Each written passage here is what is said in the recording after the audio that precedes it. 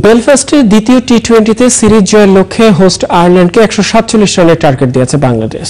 টসে জিতে ব্যাট করতে নেমে নিয়মিত বিরতিতে উইকেট হারালেও নাসিরের অপরাজিত 50 এবং আশরাফুলের 38 রানে শেষ পর্যন্ত 150-র কাছাকাছি স্কোরে পৌঁছে টাইগাররা। 33 বলে 2 ছক্কা ও 4 বাউন্ডারিতে 33 বলে 50 রান করেন নাসির। 46 বলে 38 রান আসে আশরাফুলের ব্যাট থেকে।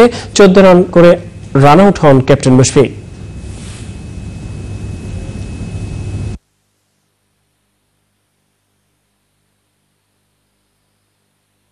এবার খেলার খবর। বাংলাদেশ আয়ারল্যান্ড সিরিজ প্রসঙ্গ।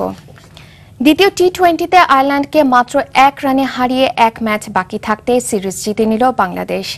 এ জয়ের ফলে আইরিশদের হোয়াইট ওয়াশ করার স্বপ্ন টাইগারদের সামনে আরও জোরালো হলো। বেলফাস্টে উইকেটে টস জিতে ব্যাট করতে নেমে শুরুতেই ধীরগতির ব্যাটিং শুরু করেন দুই ওপেনার তামিম ও আশরাফুল।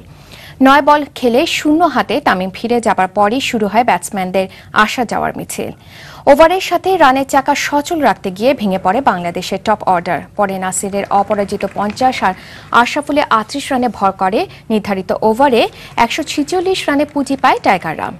জবাবে শুরুটা ভালোই করেছিল আইরিশরা। মাত্র 4 ওভারে 30 রান তুলে বাংলাদেশি বোলারদের দুশ্চিন্তায় ফেলে দেন দুই ওপেনার। কিন্তু মাহমুদুল্লাহ রিয়াদ আর আগের ম্যাচের সেরা খেলোয়াড় ইলিয়াস সানির নিয়ন্ত্রিত বোলিংয়ের সামনে শেষ পর্যন্ত বৃথা যায় আয়ারল্যান্ডের সিরিজের সমতা আনার চেষ্টা। ব্যাটসম্যানদের ব্যর্থতার দিনে বাংলাদেশের পক্ষে নাসিরের অর্ধশতক তাকে ম্যান অব দি ম্যাচের পুরস্কার এনে দেয়।